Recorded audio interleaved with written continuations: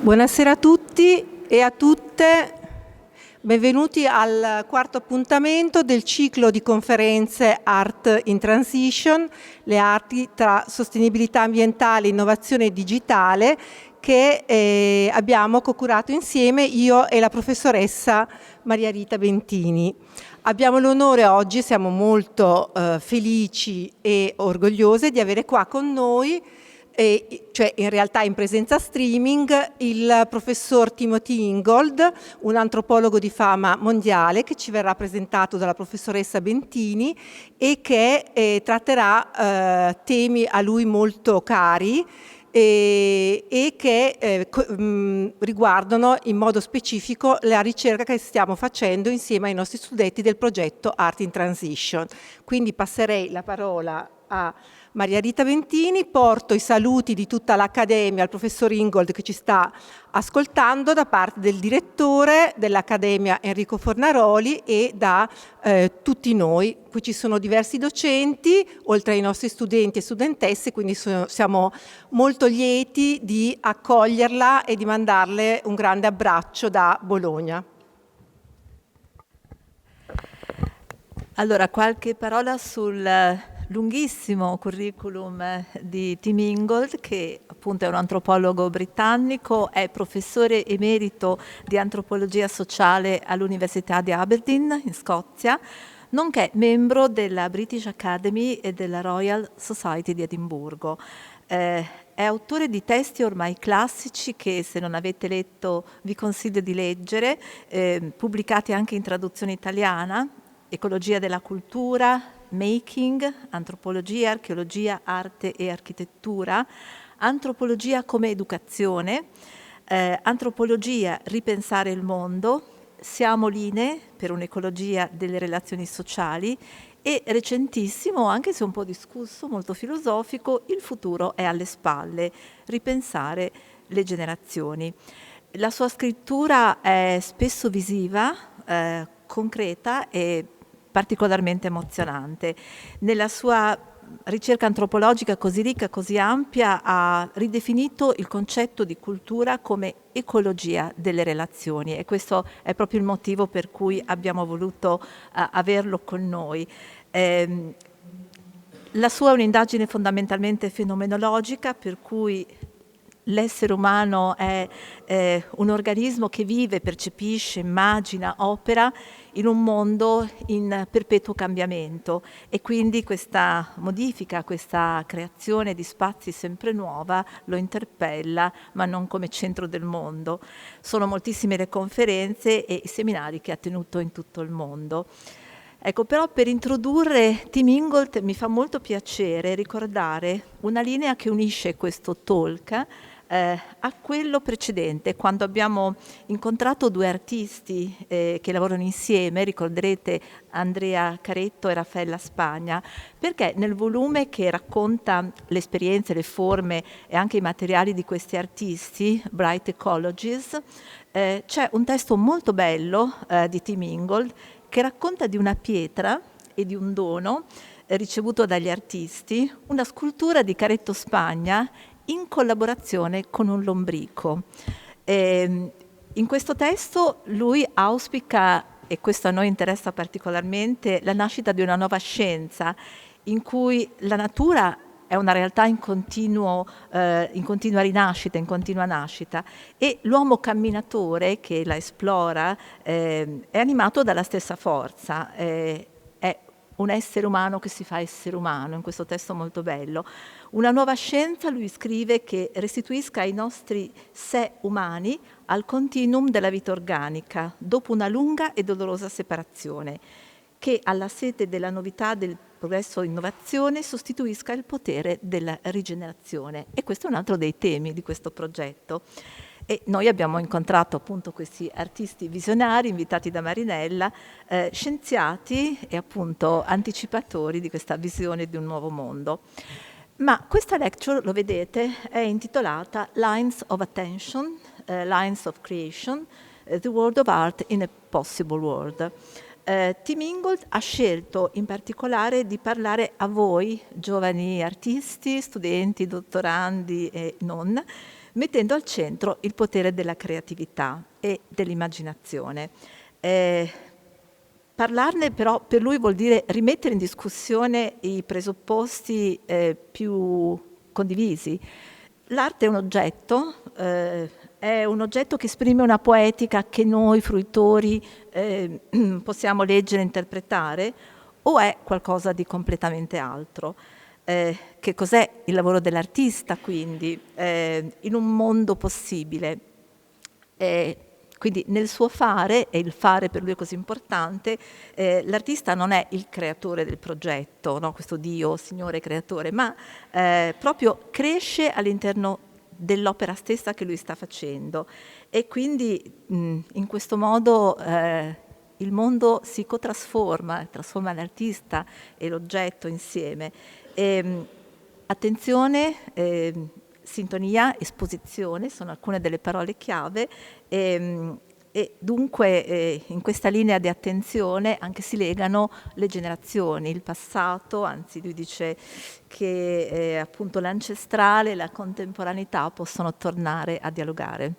Quindi grazie per questa possibilità di ascoltarlo che ci onora, e anche per lo scritto che arricchirà poi il nostro catalogo.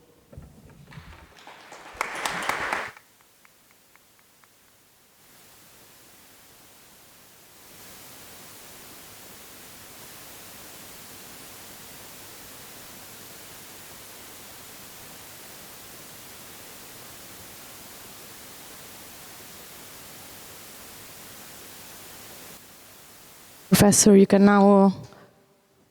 Do I begin? Yeah, okay, we can hear you.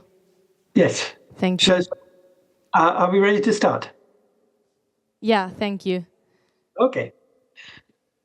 Well, hello. So this talk is called Lines of Attention, Lines of Creation, the Work of Art in a Possible World.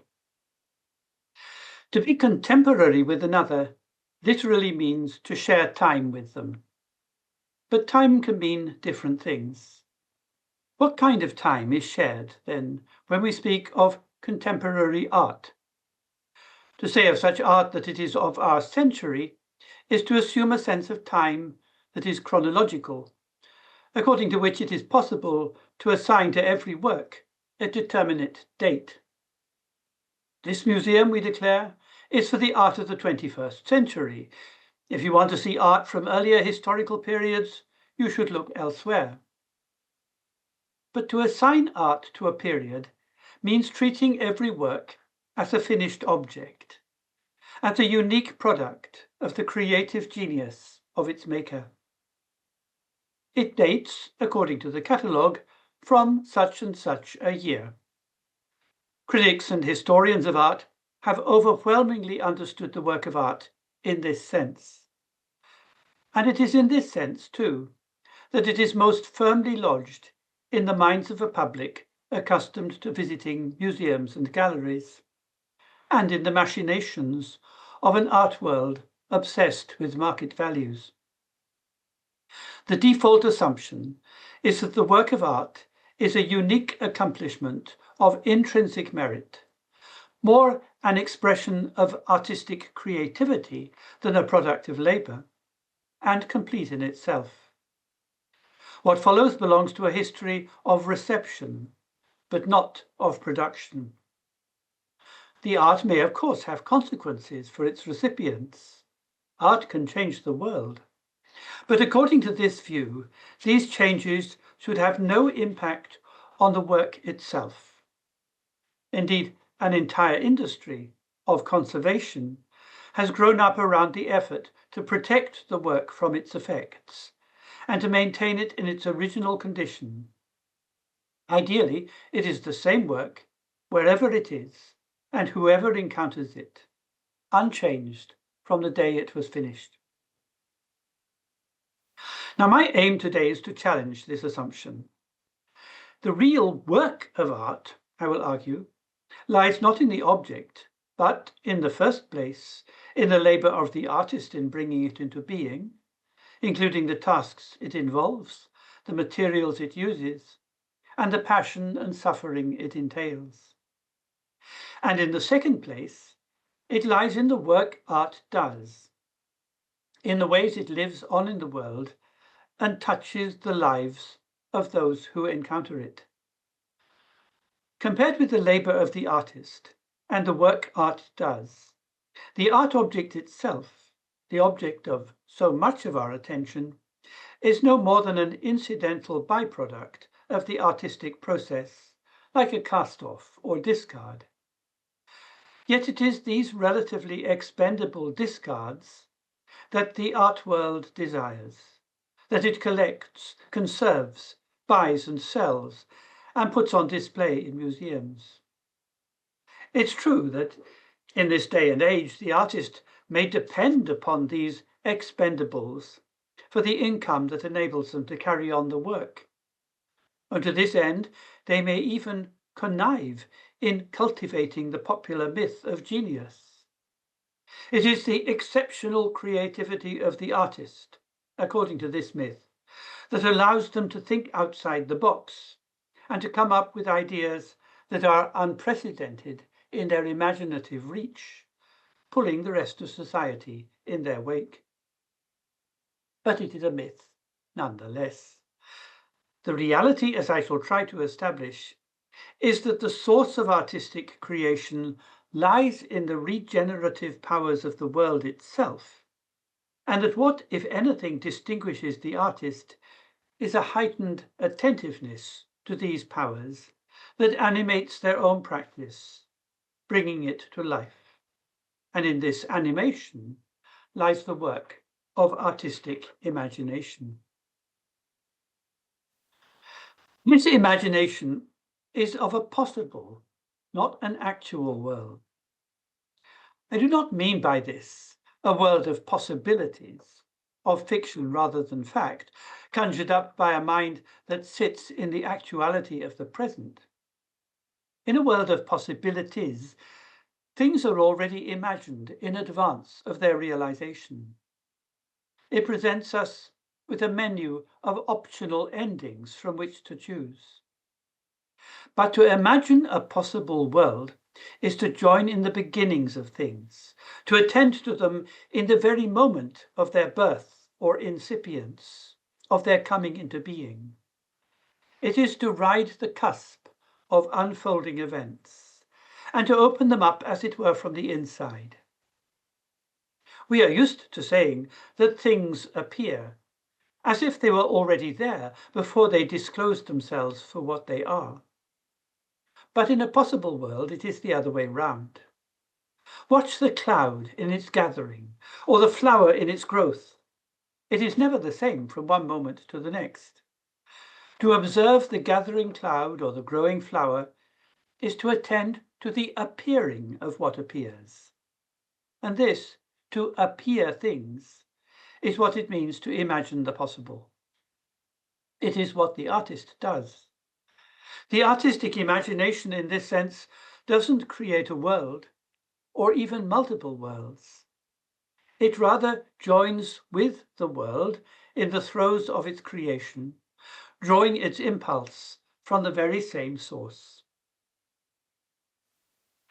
And it is precisely here that we can begin to see how art could relate to time in a quite different sense from the chronological sense with which I began.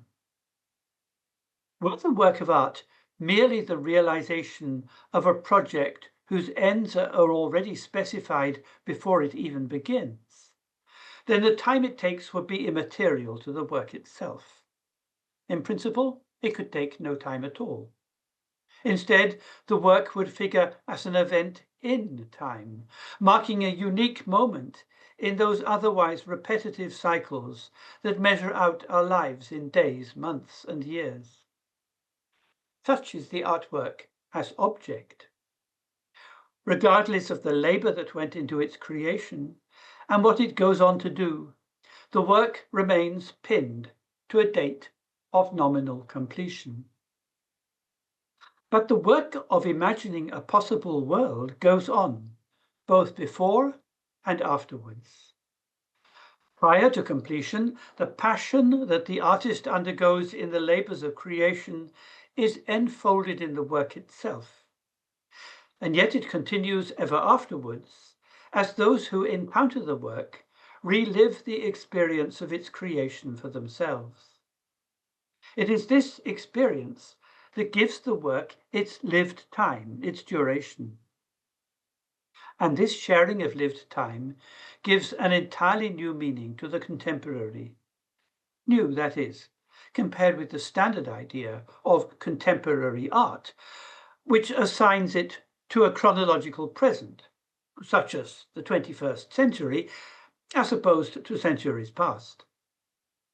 For a work that lives on in our experience, contemporaneity has nothing to do with seizing a present that has supplanted the past, even as it will be supplanted in its turn by the future. It is rather about sharing in the duration of the work, in its continuous birth or ongoing rejuvenation. Well, I have so far introduced all but one of the key terms of my discussion: creation, attention, the work of art, and the possibility of the world. But one term remains, which is key to tying them all together. And this is the line. Both creation and attention, I argue, are linear phenomena. They go along. We are more accustomed to thinking of the line, however, as cutting across. To appreciate the work of art in a possible world, it is important to clarify the distinction between along and across. And one way to do this is to think about the wind.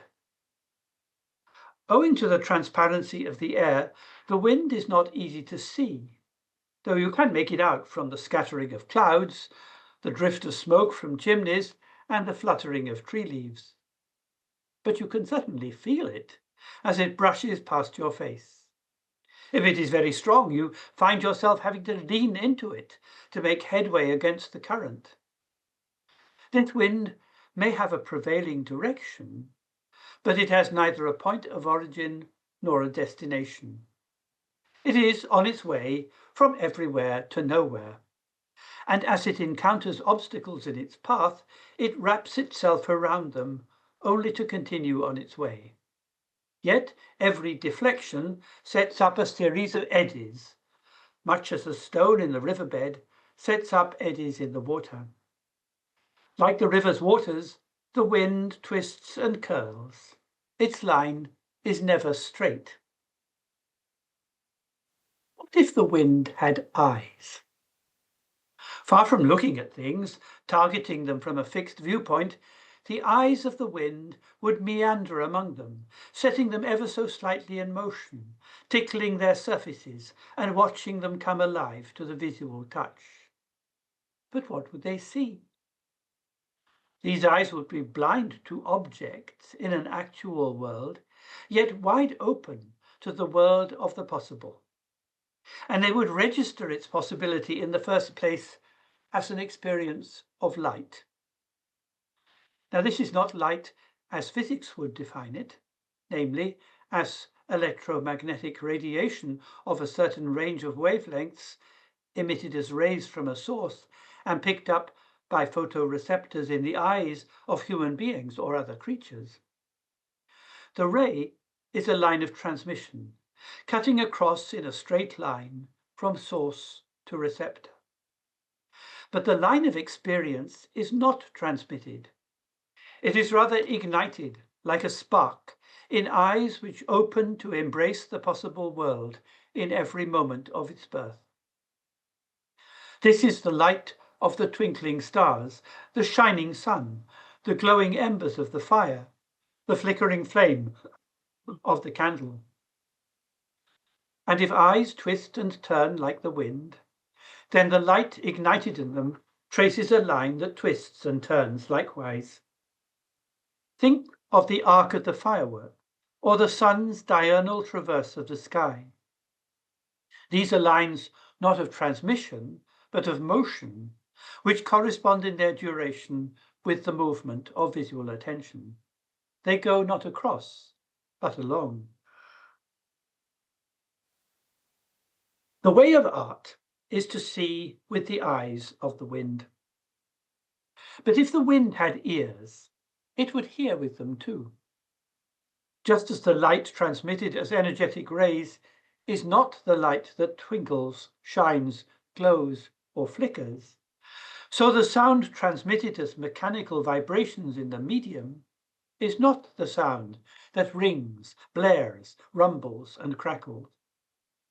If the sound we hear throbs or pulses with a rhythmic beat, this has nothing to do with the fact that the physical impulse travels from the source to our ears in waves.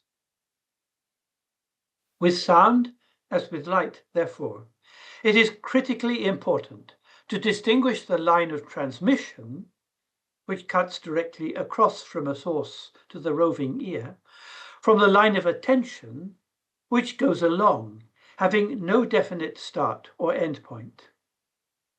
The ear of the wind, like its eye, twists and turns as it finds its way around things.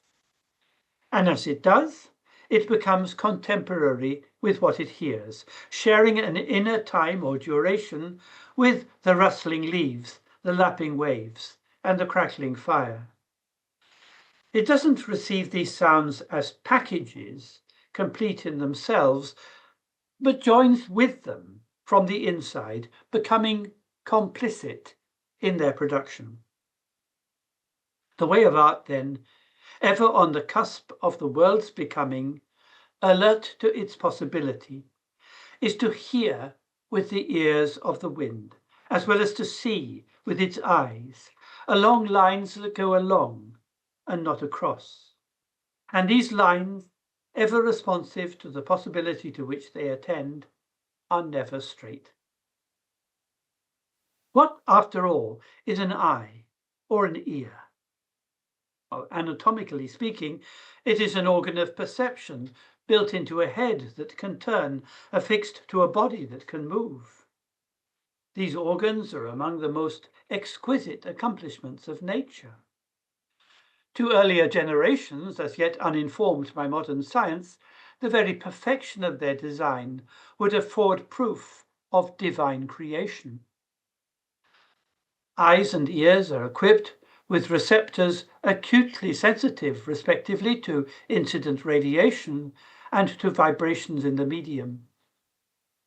But the eyes that give us light and the ears that give us sound are of a different order altogether.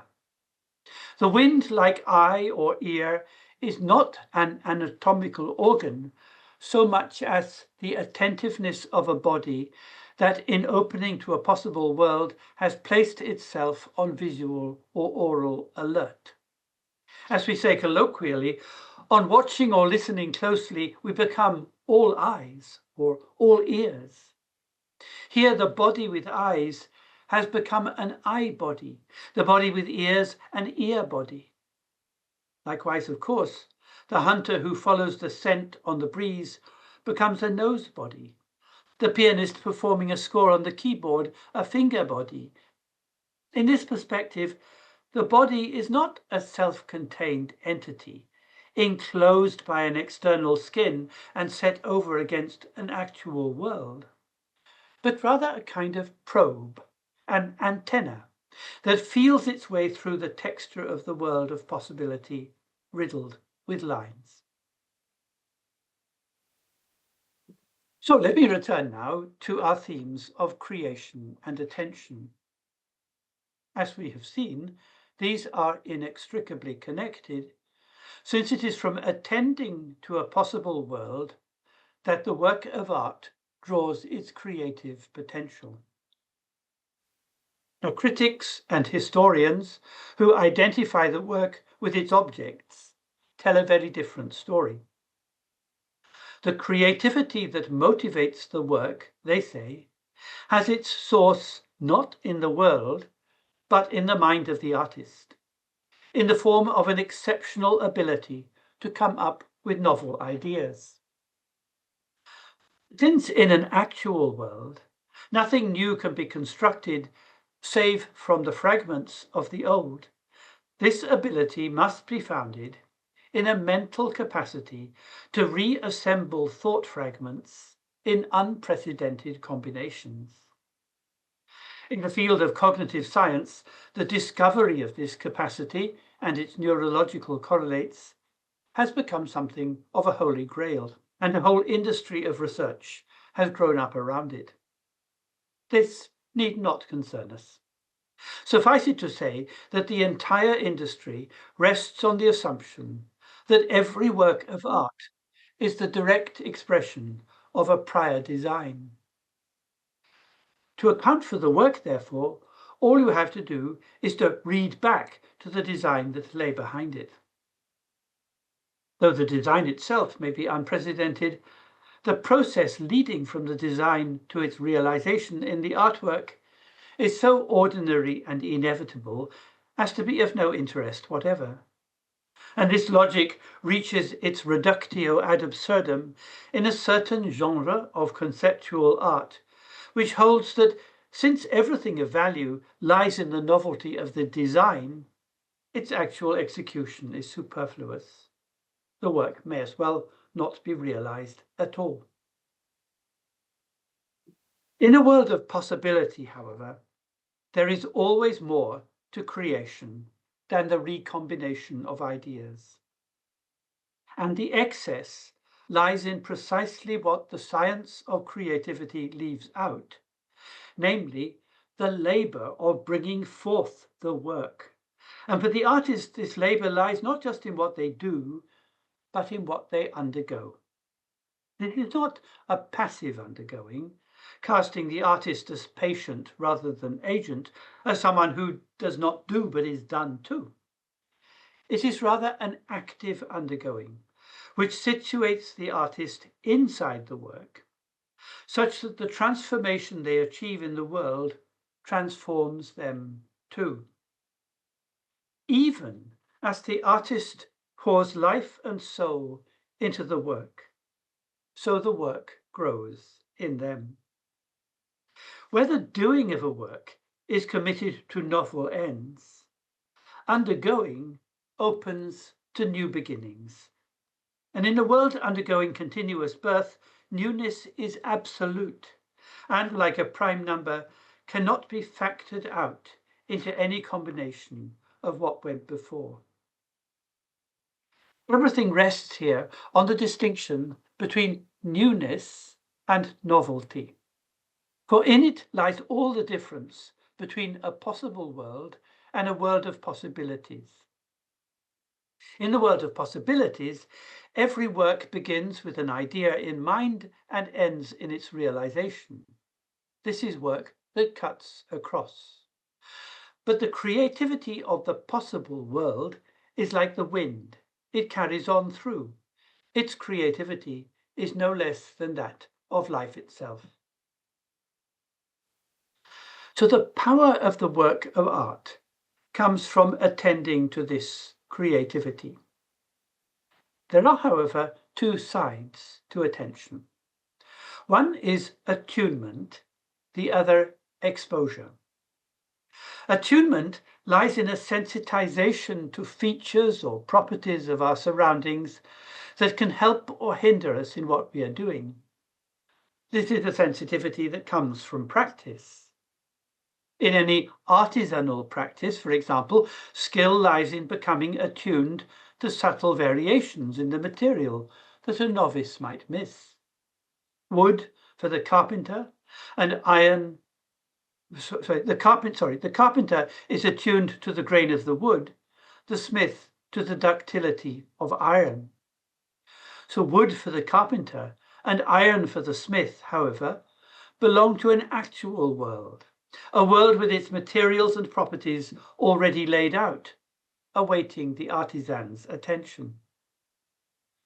The world of the possible, however, is not ready and waiting. Think of the fluxes of the weather, the ever-changing skies, the turn of the tides, the run of the river, the movements of animals and the growth of plants. Immersed in these fluxes, it is the practitioner who must wait upon the world, attending to it in the sense of abiding with it and doing its bidding. This is attention on the side of exposure. Here, nothing can be taken for granted. The sense of having solid ground beneath one's feet is dissolved, leaving one vulnerable and hyper-alert, wide-eyed in astonishment, rather than narrowly focused on a target. With exposure, the confidence of doing gives way to an undergoing that at once strips away the veneer of certainty with which we find comfort and security and opens to pure possibility. This is where artisanship gives way to art. What then is the relation between the two sides of attention, between attunement and exposure? Consider the peculiarly human way of walking on 2 feet. Falling forwards on 1 foot, you tumble into the void only to regain your balance as the other foot comes to land on the ground ahead. So every step begins in a moment of jeopardy. To fall forwards is to place your very existence on the line. The safe course would be to stay put, but no one can live like that. To live, we have to get moving, to push the boat out into the current of a world in formation. Thus, all undergoing begins in exposure. But as it proceeds, skills born of practice and experience begin to kick in. And so with each step, the dexterity of footwork comes to the rescue just before it is too late. What began in the vulnerability of exposure ends in the mastery of attunement, providing in turn the ground from which the walker can once again submit to the hazard of exposure in an alternation that continues for as long as the walk goes on. This alternation, I believe, is fundamental to life, as indeed it is to art. Where submission casts off into a world in becoming, setting us loose to fall, mastery restores our grip in a world of being. One feels its way forward, improvising a passage through an as yet unformed world. The other pulls up in the rear, securing a foothold in actuality.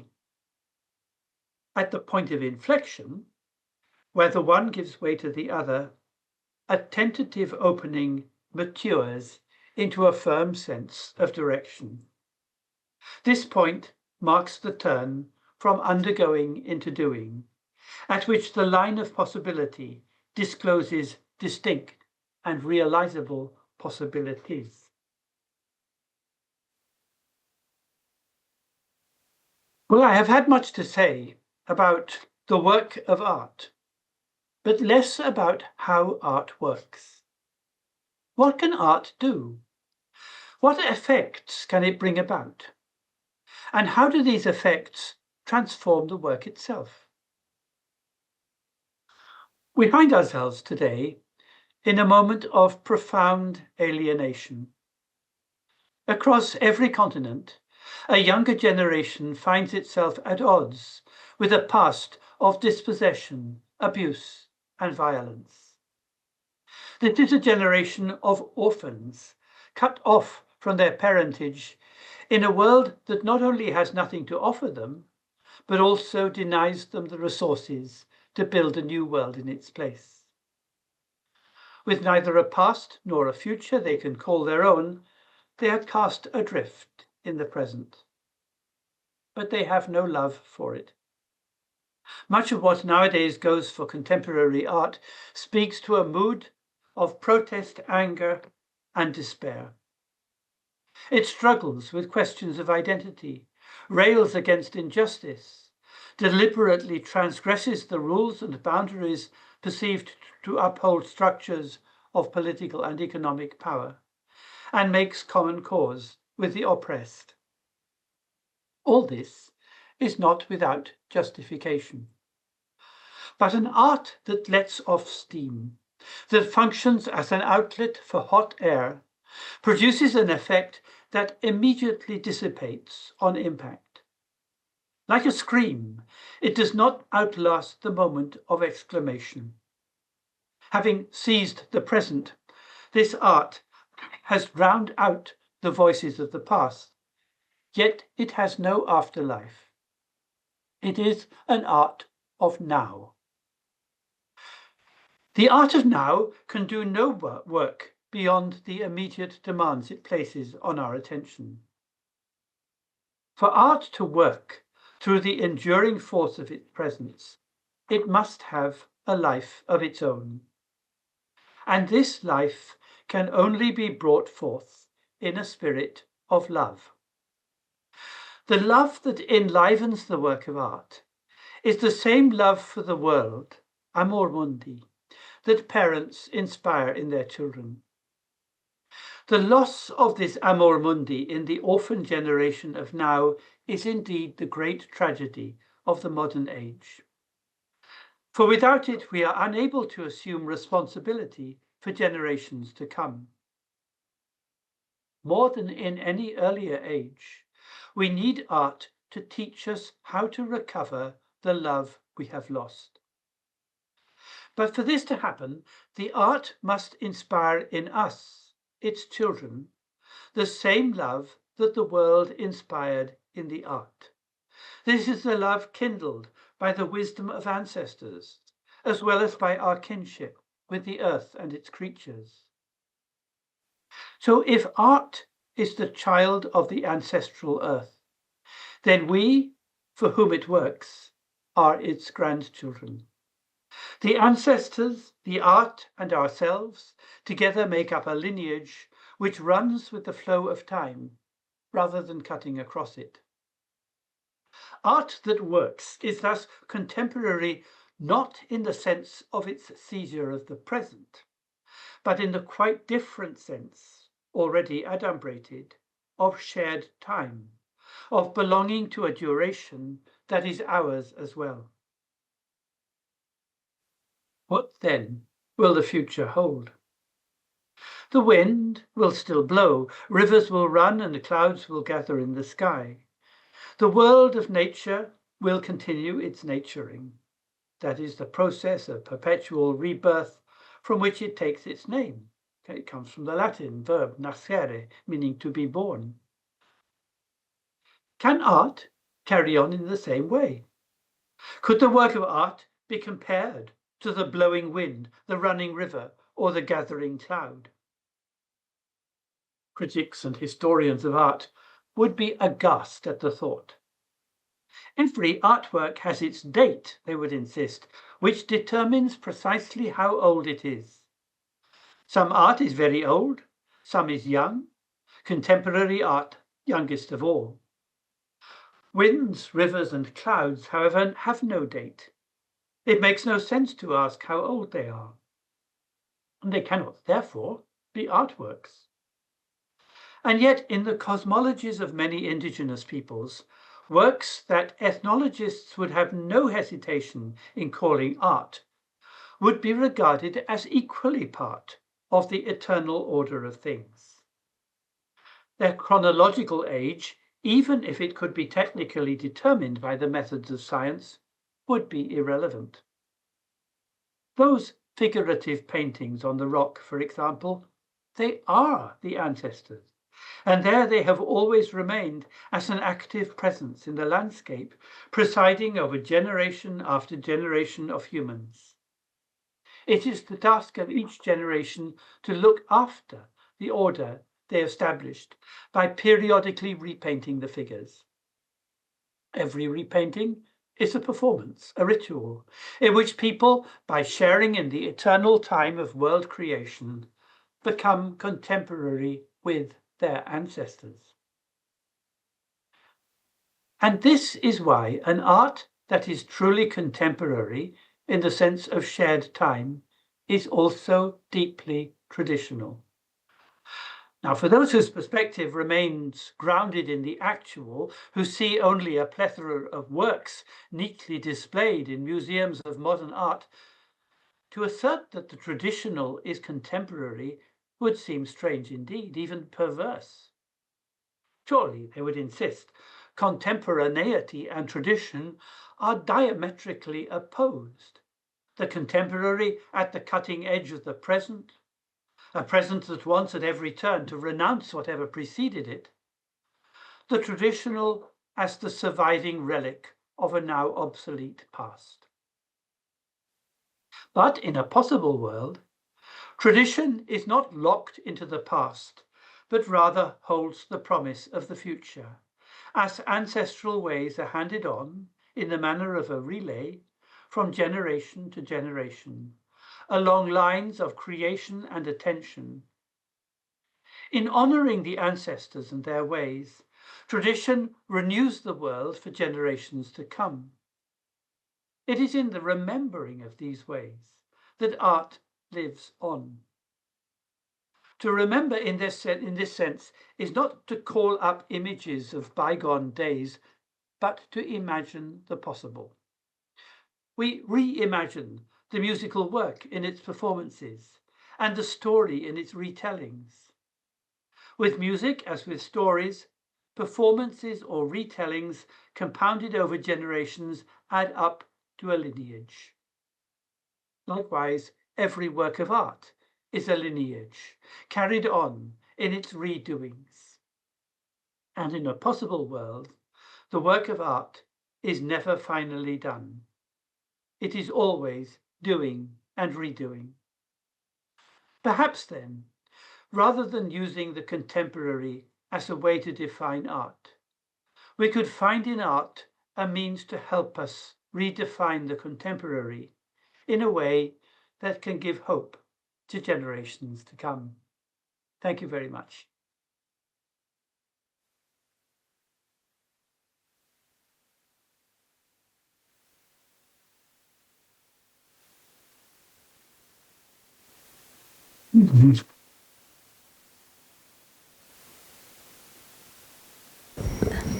Thank you very much, Professor Ingold. I would like to ask you if you have some time for some questions for our students or teachers. Certainly. Allora, qualche domanda, qualche intervento? Approfittiamo di questa presenza.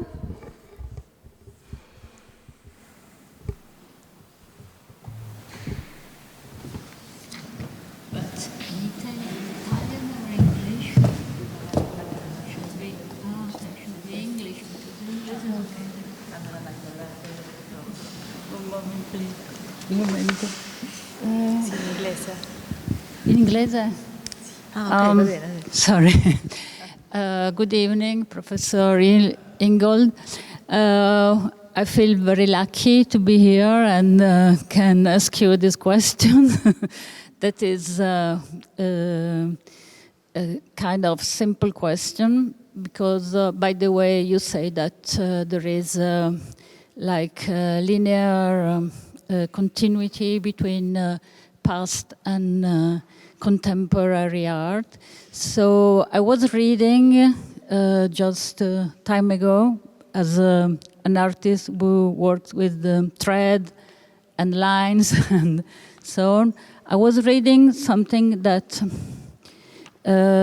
is about thread, and the book is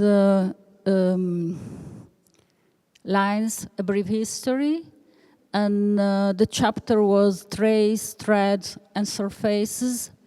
And I read this very deep thought that thread could be transformed in trace and traces in threads. And by the way, and then he was looking at three ladies during a travel, and they were one of them were knitting. I think this is right. Another one was writing, and the third one was embroidering a surface. And it's too difficult to me to explain, but you know very well what I mean. And you say that all these three activities that could looks like very different, very similar.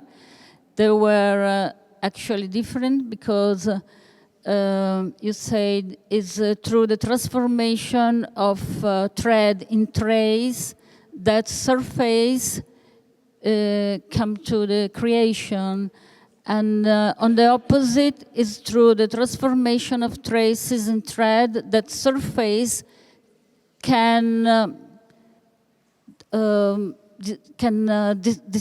dissolve. I don't know if it's right. Dissolve, no? So then you show some examples in order to illustrate both the direction of transformation and considering the dissolution of surface. You show the example of the labyrinth, the Minotaur's labyrinth, and another example you show was the Campi Kolam of Tamil Nadu, and decoration emblem in New Guinea, and also the Celtic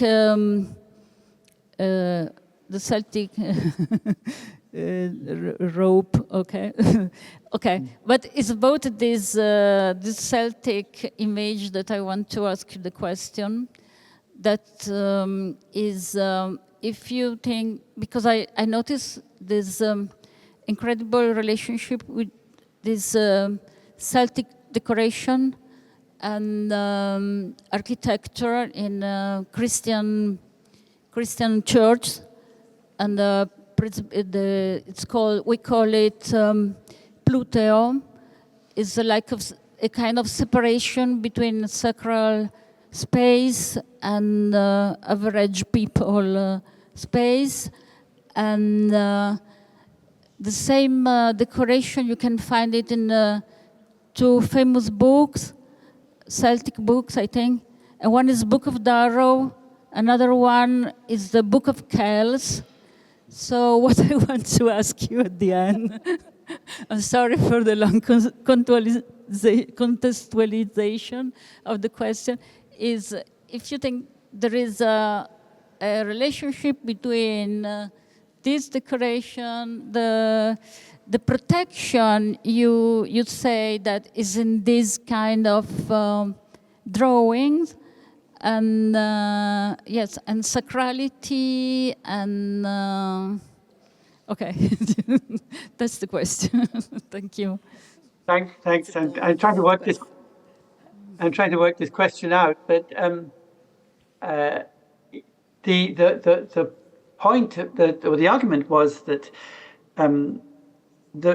these kinds of decorations that were used on the surfaces of manuscripts, on the surfaces of buildings, on the doors of churches, that would separate out a dangerous space outside from a hallowed or holy space inside.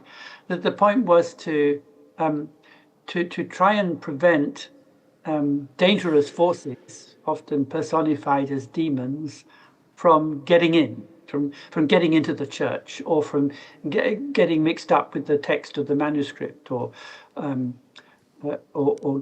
getting into one's body. And the idea was that the demon, who might think that this is a surface that they can simply cross through to the other side, find that once they get there, they're completely caught up in the labyrinthine trails of what is actually a knot. So they're then following up in this knot, and they never actually get through to the other side. So that what appears to the demon as a surface dissolves at the moment when they become caught up in the lines. So this was I'm trying to remember now, because it was a long time ago that I wrote this. But so I remember the point was that this was an example of how surfaces turn into threads lines turn into threads in the dissolution of surfaces. So the demon sees what he thinks are lines on the page, and then when he gets onto the page, he suddenly discovers that these are not traces but threads, and is completely caught up in the tangle, so he never gets through to the other side. That was the logic of it, and it does seem to pop up. The same idea seems to pop up in many different cultures around the world. Thank you. Thank you very much.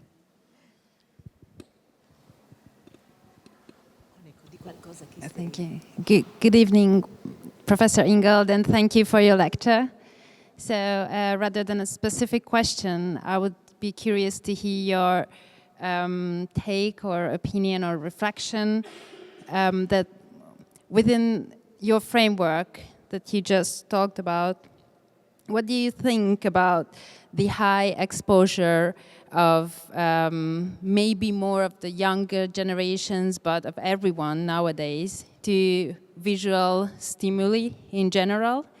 And could that lead to a certain level of alienation or closure towards artistic impact? Or yes, that's what I would be happy to hear.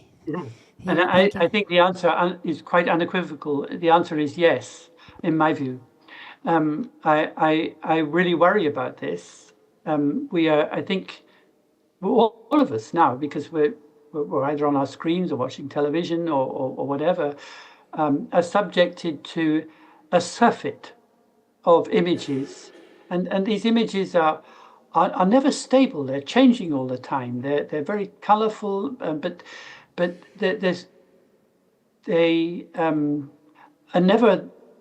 flicker, so that you can never. It's not like when maybe you go to an art gallery and you're really fascinated by a picture, and you might spend half an hour in front of it and really sink into it.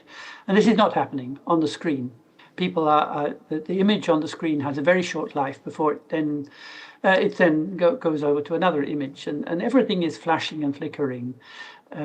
There's not that depth that comes from actually really looking into the surface of things, and I think that manifests itself in a lack of attention in both its senses of both exposure and attunement.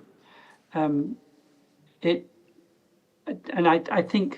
really believe that this is fundamentally alienating for us. I think the whole screen culture is a very dangerous thing, and I hope and pray, at least when it comes to the mobile phones and the rest of it, that these disappear from our earth as soon as possible, because in my view they're doing immense harm. Thank you.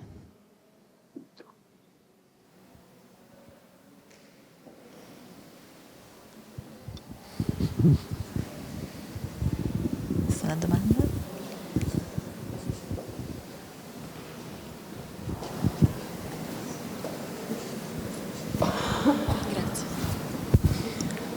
Good evening, Professor.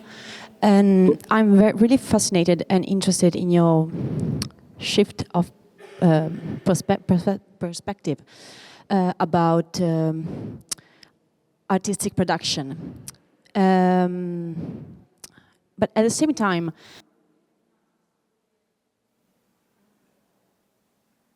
I've lost you. I'm not hearing anything.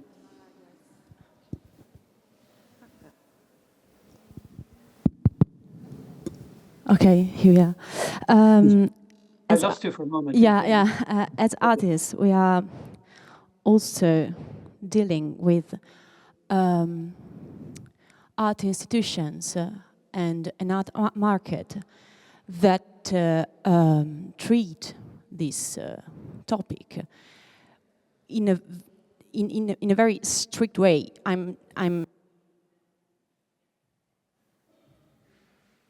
losing you again.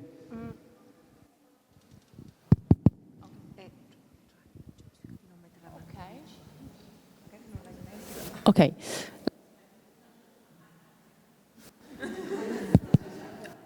No? Yes. We can, if you can move over there. Excuse me, Professor, we change my microphone. Microphones, that's okay, yes. I'll wait.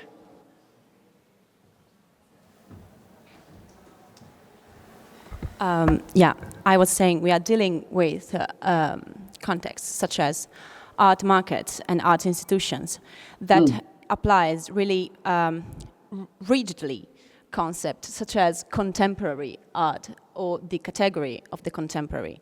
So do you think that that there should be, that could be a real understanding of the process of making art as you meant it from this kind of institutions? I do think the institutions need to be reformed. That at the moment there's such a, I don't know what is the right word for it, but a real incompatibility between what I think understand most artists think that they're doing when they're making art and what they want to do with it, and the structures that are imposed by the galleries, the institutions, and the art market. For any practicing artist, in my understanding, it's a continuous process. It's a life process that goes on. As soon as you've finished or nominally finished one work, you're already onto another one, and you look back and you see all of these works simply as moments along the way, along a journey which simply carries on. And it's the work that matters, where you're being yourself, doing your thing, you're laboring at your art. That's the bit that matters. But the institutions, the market, and so on, are completely obsessed with not only the finished work, but also with the idea of the creative genius of its individual maker. And when there's an exhibition maybe devoted to the work of a particular artist, that's the way it's presented in terms of the life story of this artist and their phases and what they produced when and so on. So I don't know quite how to shift things, except that I think the situation is very different when we turn to the performing arts, music and dance in particular, and I suppose theatre as well, because what's happening there is that it is actually the performances that are valued. I mean, music, for example, this is taken to such an extreme that the composer of a musical work is almost incidental. What really counts is the personality of the performer and the orchestra and so on. So things got really turned upside down. But maybe if one was looking for ways to reform the art institutions, the market, the galleries, and so on, in ways that would re-emphasize the actual productive work of art and the work too of its reception, then perhaps one could find examples from the performing arts. Perhaps that could then provide a model for everything else. But I think it'd be quite the real problem lies in the art market. I don't know how do we get rid of it? It's not healthy.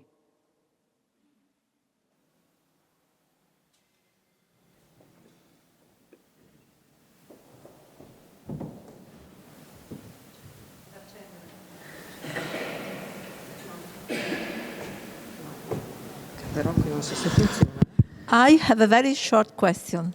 When you talked about expositions, I immediately thought to exhibition, that it's our nightmare. We are artists, we have to exhibit, we have to show our work in this hyper-visual world. So can you explain some more, what do you mean for exposition? in the I use the artwork. word Exposition. I used the word exposure. Exposure, sorry. Is that what you meant? Yeah.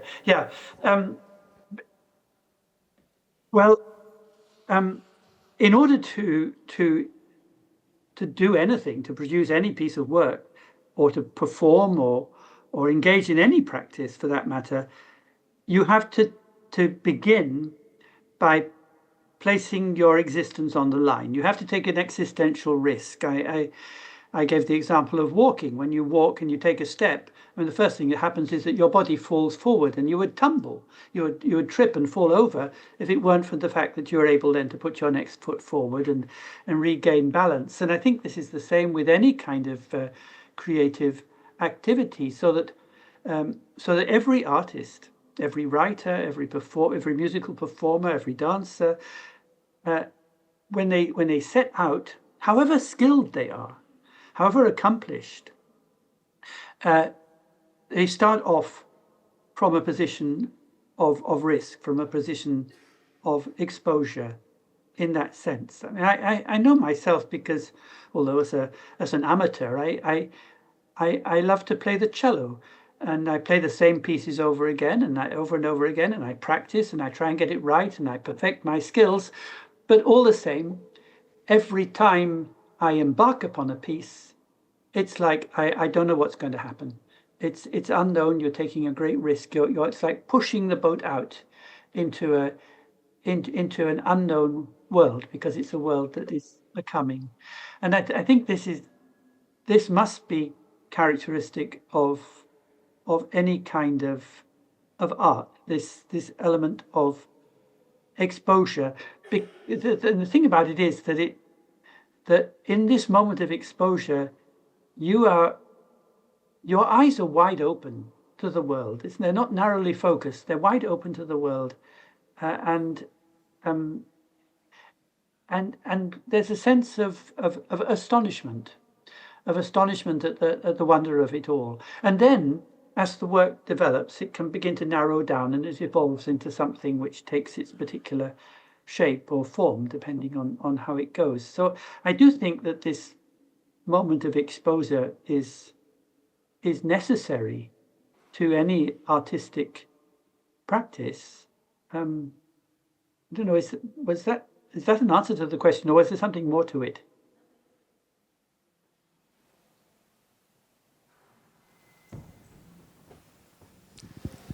Thank you. Are there any questions? I would like to ask you,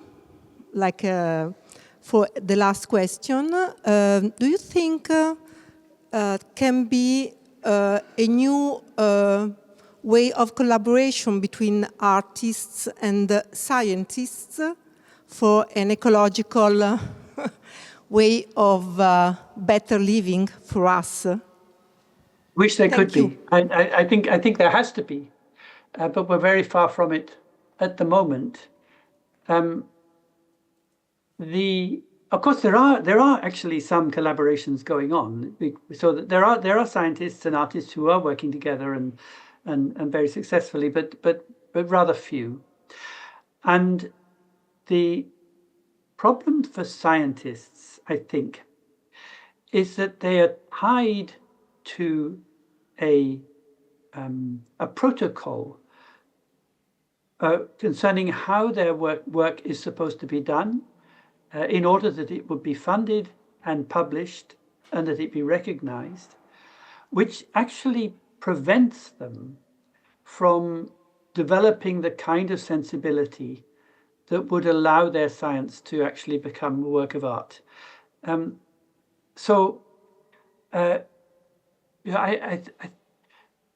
In practice, in most fields of science, I think you'd find that scientists are actually pretty much in love with what they study. They obsess about it. They dream about it. They love the work. Whatever it might be, whether it's marine organisms or stars in the heavens or bacteria or whatever it is, they're completely in love with their subject, and not only that, but they would probably say that there is a way in which the things they study actually train their own powers of observation. It's as though the things you study are really telling, or the things you're observing are really telling you how to observe. So that a scientist would say that, I've spent decades studying this particular organism or this particular phenomenon, and so much so that that this study, that this phenomenon they study, has got inside them and affects the way they see the world or hear the world. And all of that, I think, is true, and it leads them to do people to do good science. But they are not allowed to say that. They're supposed to pretend that they have no effective contact with what they study, that the knowledge that they build up is entirely objective and detached from any involvement whatever in any personal and affective involvement with the phenomena with which they work. So they have to deny that very sense of participating in the world that allows them to do their science in the first place. And this has been absolutely deadening for science. And therefore, I think that it requires, with art, there's been a lot of movement now among artists towards developing a kind of ecological sensibility, which is fine. And many artists have had to become quite conversant in areas of science that affect their work. But something needs to be done with science itself. I do believe that we need, just as we need a new humanism, we need a new science. Perhaps remembering the title of Vico's great work, Nuova Scienza. Yes. We should need a new science in the spirit of Vico. And what Vico's spirit was to draw on the wisdom of past ages in order to enlighten the present. And we need such a science, I think, in order, and then that could join with art in a way that, if you go back a few hundred years, say to the days of people like John Constable or even J.W. Turner. Constable, for example, a great artist, a great painter, was also a very precise student of meteorology. He made studies of clouds, and cloud formation, which for his day were models of scientific inquiry. So back then, there was none of the division between science and art that we have today. And I think we need to get back to that kind of unison, but it means doing science in a quite different way, and celebrating the fact that our knowledge grows from the crucible of our involvement in a world that we know and love. And that's going to take a big leap for science to accept that as it's constituted at the moment. Thank you very much for this brilliant point of view. There is a question by somebody who is following us. Can you read it?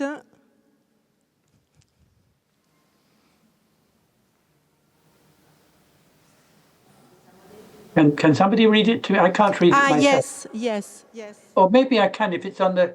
Is it on the chat or the Q&A? Yes. Yes, I've got it on the chat. Okay. Oh, okay, so I can read it. Yes, just a moment. Thank you. So the question is the type of narratives we could pursue in this time of climate crisis. Can the creative process help us create a new imagination that leads to more sustainable, pragmatic actions? What role do the narratives we create about the world play in all of this? I would like to think that the answer is yes. I think we need a new imagination, and it would be an imagination that does not seek to represent the world, but one that joins with the world in its coming into being. In a way, when the questioner talks about leading to more sustainable, pragmatic actions, I think this is a question a bit about what we value. Because sustainability, I think, is really about looking after the world, taking care of things, and taking care particularly of those who are coming after us, taking care of our children and our children's children, who will in turn take care of their children. And if that carries on, then the world is sustainable. I think part of the problem is that we treat those kinds of actions, say of simply everyday tasks of looking after other people, looking after our gardens, our vegetables, our local environments, we don't attach much value to those. We just think, oh, that's everyday life. And instead we make a great fuss about big policies of sustainable development that are implemented by big science or by governments or by corporations, as though that's where sustainability lies. And I really think that the answer lies in small things, not in great leaps forward, in massive, big scientific policy interventions and international treaties and things like that. It lies in taking a step back and really valuing those small things in life when we look after other people and other things and other beings and the environment around us. That, I think, is what we have to value. And I remember when when Trump was elected, for example, and we were all in complete despair and thinking, what are we going to do? The world is completely falling apart. It's in the hands of maniacs. The right is taking over everywhere. Democracy is on its knees. What are we going to do? And I read one reporter who said that, well, this is a bad time, but one thing we can do is to look after each other and be kind and care for the little things where we actually have the power to do so. That's in our ordinary everyday lives, for the things around us. And I think that's where the sustainability lies, and we can give value to those little acts of care that we tend not otherwise to pay attention to. So I think that would be my answer. And now I found a whole lot more on the chat, so I better look at this too. Shaping a sense of what advice would give someone who had a conflict? Ah, yes, this is a question that's long troubled me, and I still don't really have a good answer. The question is that I've made a stressed the idea that we need to follow in the footsteps of our ancestors, but the ancestral legacy is important for shaping our future and the future of our children and so on. But what happens, for example, there's a particular example here, but there are many examples. What happens if your ancestor was really bad? What happens if your ancestor was a Nazi or a slave owner or something where you really wouldn't want to follow what they were doing at all? And this is very commonly the case. What do we answer then? And the only answer I can give is that it's not our job to morally evaluate the people of the past, to decide whether they were good or bad or not, or middling. That's not our job. The reason why we follow our ancestors is because if they hadn't lived, we wouldn't be here. And it's simply an acknowledgement of the fact that we're alive and on this earth because they lived before us. And our children will be alive and on this earth because we're living now. So it is the most important challenge for us now is how to be good ancestors for our descendants. And we can do the best we can, which is never good enough, but we can do the best we can. But what our descendants make of us, in a way, is neither here nor there. They might think that we really made a bad job of it or that we made a good job of it.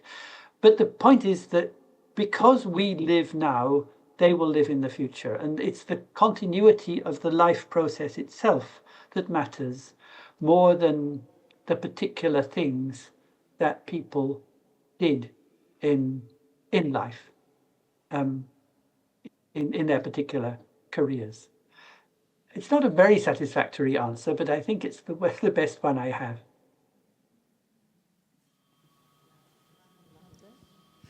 Okay, thank you very much, very, very much from all the audience.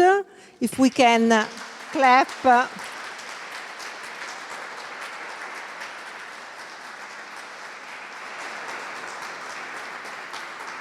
Well, thank you.